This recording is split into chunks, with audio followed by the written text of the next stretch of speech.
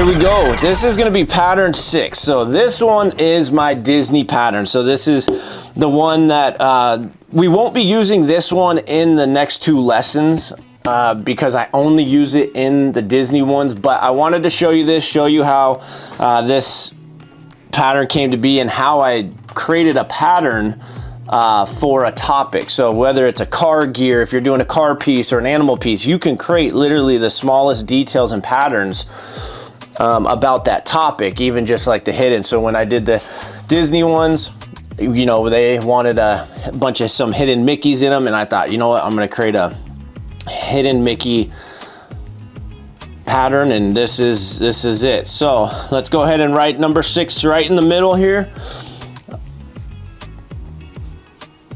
About 1 inch to 2 inches, boom. There we go, nice big, and then I'm gonna go ahead and just,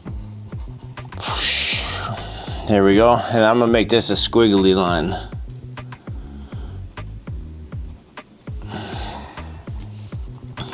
So you can either do a basic 6 or get creative and try to do something different for each number. I just like doing this because it adds you know, something to it, especially with all the patterns around it. So there's my 6. So we got a 1, 2, 3, 4, 5, 6, and now you know what time it is. Let's go ahead and close off the 6 so nothing is going to touch it. So we are going to do the middle as well. So don't have any of those lines touching. We're going to do the outside and inside, and try to keep them, if you can, you know, all similar. You know, it's just nice working on your line control and trying to make things look as clean as possible. If you're doing this, you know, we have a lot of people who actually I've worked with who are bakers and seamstresses, graphic designers, and so everyone has their own style with this, but you could literally use this on quilting. A lot of quilters out there, you know, use some of these patterns. When I was doing my workshops with Disney, I had a lot of quilters out there. So let's go ahead and start on this one. So what the first thing we're gonna do is we're gonna make a bunch of little Mickeys going around the outside.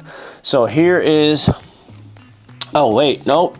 Yep, I almost forgot. We got to do our lines. So yes, let's go ahead and box out our pattern here. So go ahead and make this, because we got to add the Mickeys to these boxes, not the pencil boxes or the outline boxes there.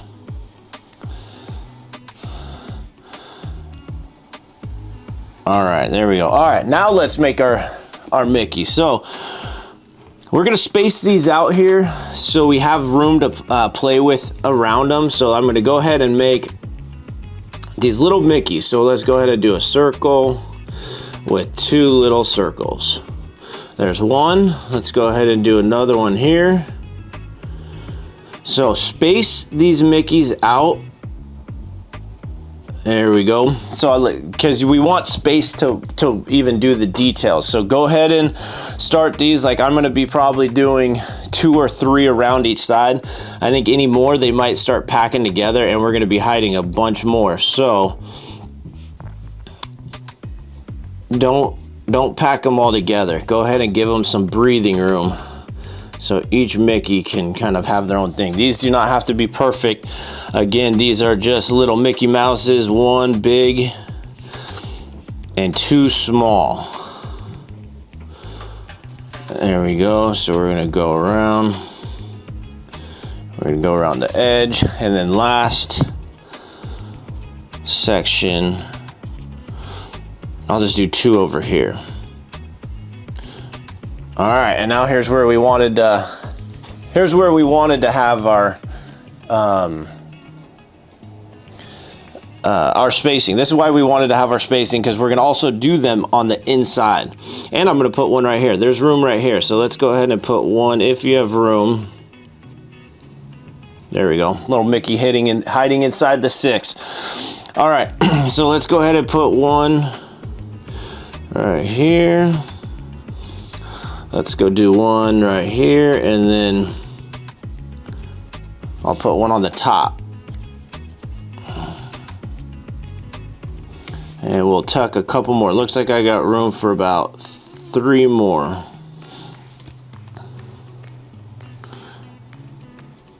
And we'll finish it off with one more right here.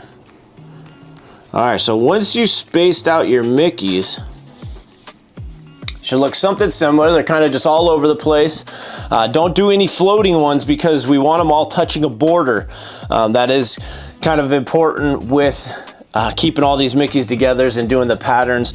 So once we have those, then let's go ahead and outline these. So do not touch each of them. We want each of these separated so that they have their own box and their own space, because we don't want any lines touching those Mickeys, or else it would ruin it and it wouldn't look like a Mickey, you know, a little Mickey pattern at the end. So go ahead and outline each of your Mickeys that you doodled here.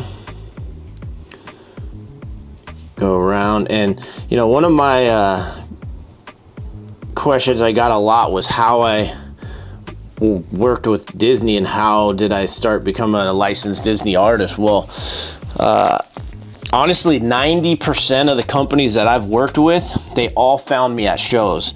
So that's why I think it's so important for people who are wanting to get into the industry is to get out there and start doing shows. You know, whether it's farmers markets, whether it's street fairs, music festivals, harvest festivals, air shows. I mean, I do a little bit of everything, wholesale, licensing. I mean, you name it, I have done it. And the biggest thing I could say is a lot of the companies out there want to find their own talent. So Disney, they probably get hundreds, if not thousands, of people saying, hey, I want to work with you, I want to be an artist, how do I do that? And that is really, really hard. I don't know any Disney artist personally, or anyone that I've ever talked to or heard of who has actually become a licensed Disney artist by just sending them their information and going talking to some staff. You have to hit the pavement. They want to see you do that. They want to check up on you, see your booth, see how you interact with customers. So for me, one of my best shows that I've ever had in my life and my worst shows I've ever had in my life, all in one. It was actually a harvest festival. It was at the Anaheim Convention Center, right across the street from Disney. And this was the first time this harvest festival had been back in like 5 years. And so a lot of people didn't even know it was going on. And so when I signed up, this was earlier in my career, you know, first couple years, you know, I said, oh yeah, I want to do this because there are other shows. They have Del Mar, they have Arizona, Pomona, these harvests, this company who put them on. Well, they did this Anaheim one and no one showed up. It was absolutely horrible. But the one thing that did come out of that was there was someone from Disney walking around looking at artists, and I was engaging, talking, I was even drawing. I had, you know, all my artwork up that they could see. They did not introduce themselves at all. They just came in, talked to me, and then a couple weeks later, I got an email from one of them saying, hey, we saw you at the Harvest Festival. We liked your artwork. We'd love for you to come in and almost do a test where I brought in my artwork at the Wonderground Gallery in downtown Disney. And they, real quick here. So now that we have these all, got to get back to the drawing, right? I know, story time, I can sit here and tell stories all day long, but I want to focus back on this one. I will finish up that story here. So on this one, when you have all of them outlined, or you see them all, now what we're going to do is we're going to stack another Mickey on top of it. So I'm going to do another Mickey Mouse right here, and you don't want any of these Mickeys touching the other Mickey. So yes, so once you have them outlined, then you're gonna stack another one on top of it. So anywhere you can find it. So I'm gonna do this one actually over here, and then we're gonna go ahead and do that to all of them. So you'll, every single one you've already done, outline it, and then put one more on top of it. So go back to the story. As I finish this, you guys keep working on yours. So Disney had me come in. They wanted to test out how my artwork would do at the Wonderground Gallery there. So I went there in a weekend, it was all non-Disney. I didn't do anything Disney. I would recommend highly, if you're not licensed with the companies, you can almost get blacklisted from their list if you're creating copyright infringement. So I didn't do anything Disney. I kept to all, you know, all my own topics and themes, and I would hide the hidden details and characters and whatever else it was about that theme in there. So they had me bring all that in, and it was really good. You know, I got to talk to customers. My artwork was there. You know, it was great exposure. So we actually did artist in residence for like for about 2 years. It was every May. So it was like the month of May. They first had me do one weekend, and then they said, hey, you know, we want to have you for a full month. So I would go there Friday, Saturday, Sunday, and I would, you know, do signing events, talk about my artwork, interact with the guests. I wasn't drawing or anything at Disney at the time. I was just there to test out my artwork. They're always testing to see what works and what doesn't work, and I didn't know all this at the time. But once they, you know, figured out how I was doing, you know, how I was interacting with the guest, you know, my artwork was selling really well, then they asked if I would create some Disney pieces, and that's where I created my first piece, Magic Within the Castle. It is the piece with the castle and all the characters hidden inside of it. And so that was the first one, and there was a Mickey Mouse black and white one I did. So when we did that first release of the piece, I was so excited. It was there at Disney. You know, there was a bunch of the other artists there. You know, we all had our own pieces that we were releasing. You know, I know Noah was there. I know there was Christine, and gosh, I can't think of all of them. I don't think Jared was there. But when we did that release, I brought the originals were framed up.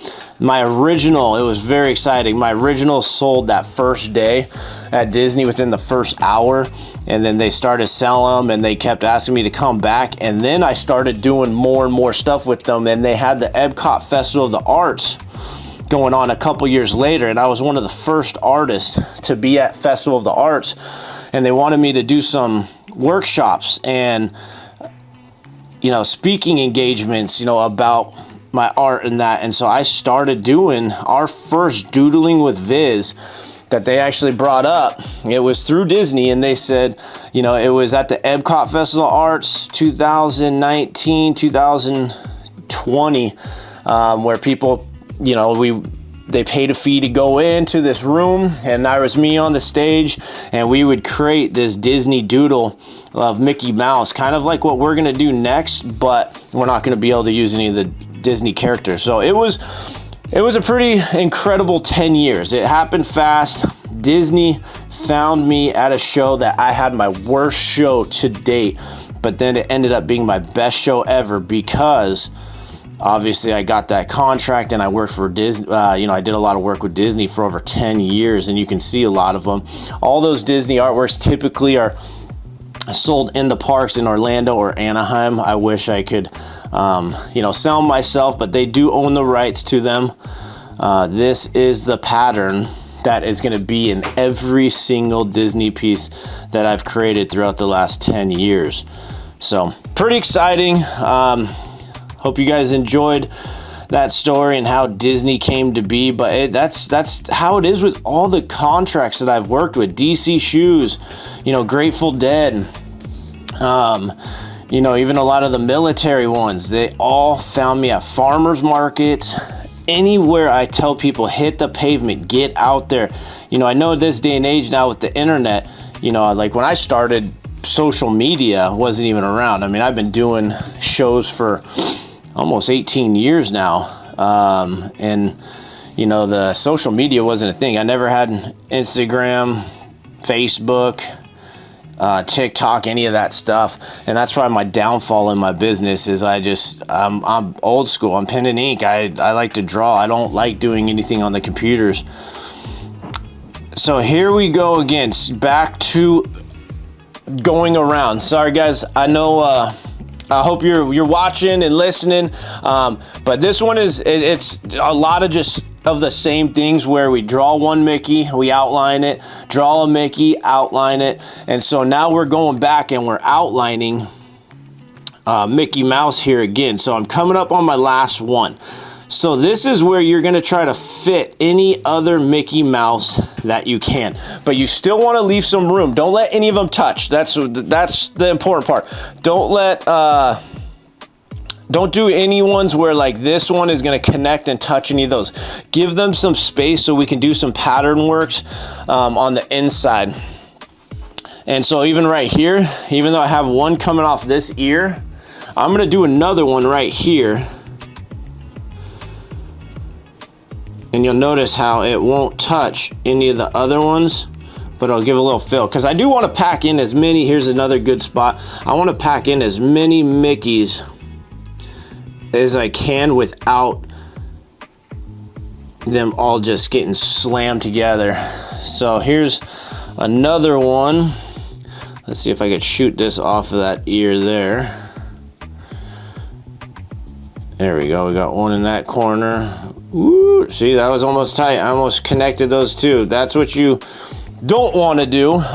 You know, you don't want to force it. You really don't want to force it. You just want to see where it fits. If you like it where it is, with that space, see, I'm really trying to pack them in right here.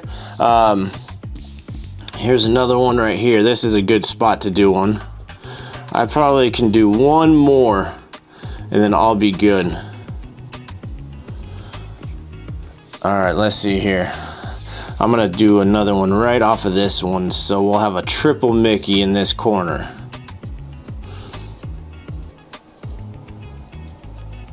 All right, there we go. So there's all of our little Mickey Mouses spread all around. This is where, now on the inside fill, that's what I call kind of all this area. The fill we can always do like zigzags. You could zigzag them. You could do these lines. I've always kind of done this type of line. So now that we did this before, I'll also do it on this one. So same idea. We're going to go ahead and just start filling in all this space with, I'm going to make these a little bit tighter, and then you can start and stop wherever you want. So I'm going to come over here. I'm going to have this wrap all the way around. And then here's like an intersection. So I'm gonna see where this goes. I'm gonna start over here.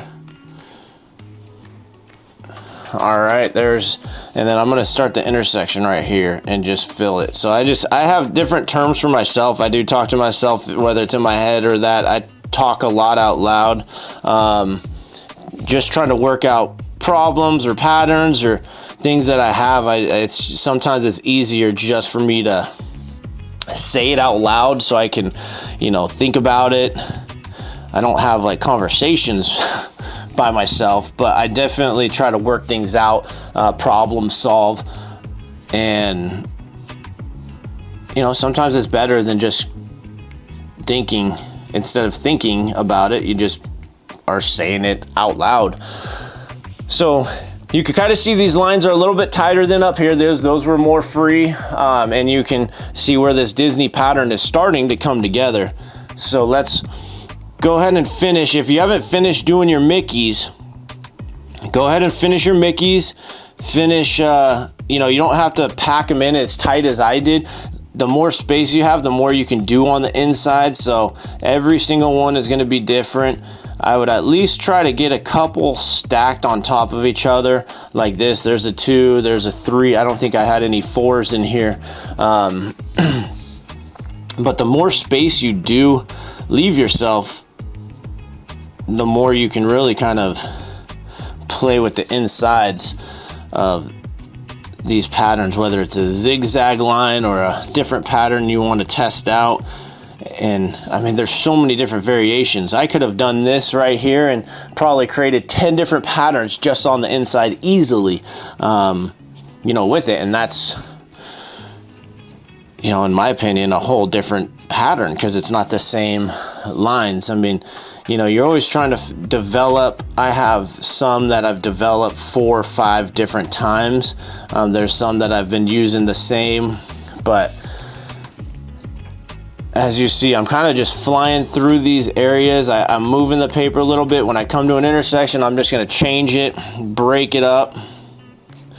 Here's another one. Just kind of let it free flow.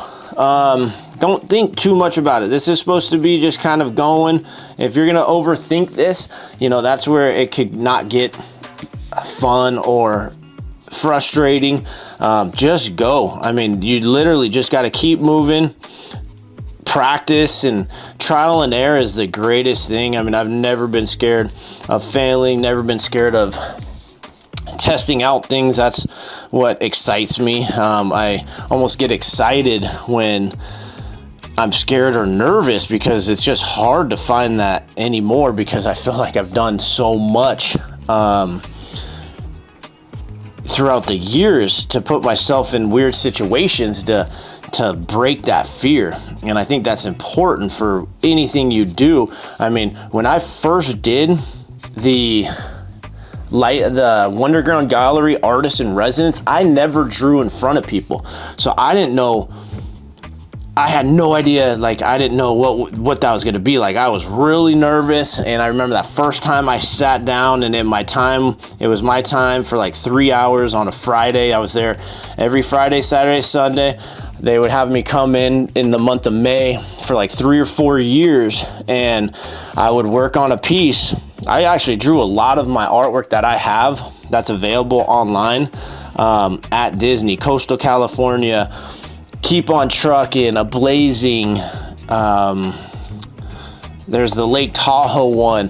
So over the years, I just learned how to draw and talk, and you know, try to make it fun for people to watch when I would draw, because they're putting you almost in this fishbowl. If you've ever been to that Wonderground Gallery, there's literally that table that goes right up against the glass window in the corner, and then all the artwork there. So I had people on the outside staring at me, and I had the people on the inside who could come right up to me and talk, and I had all my artwork there, all my Disney work, all my non-Disney work. And so I had to learn how to break my train of thought or my pattern works, because you know, a lot of it is breathing technique. And so I had to learn how to control that, and it was a great challenge, but I had never done that before. Disney really helped teach me how to do that, to where I can talk and draw at the same time, and kind of move a little bit faster than just taking my time, because I want everyone to, you know, be able to see it and not take forever on these. So as you see, you guys, we finished all 6 of the patterns here. We have 1, 2, 3, 4, 5, 6, and our bonus one, the Disney we just finished. So now it is time, in the next lesson, we're gonna use these patterns that we practice, and we're gonna actually create a piece of artwork where we're combining all of them. So I hope you're excited. If you feel like you need practice, go ahead and practice, but let's get going and get ready for lesson 2.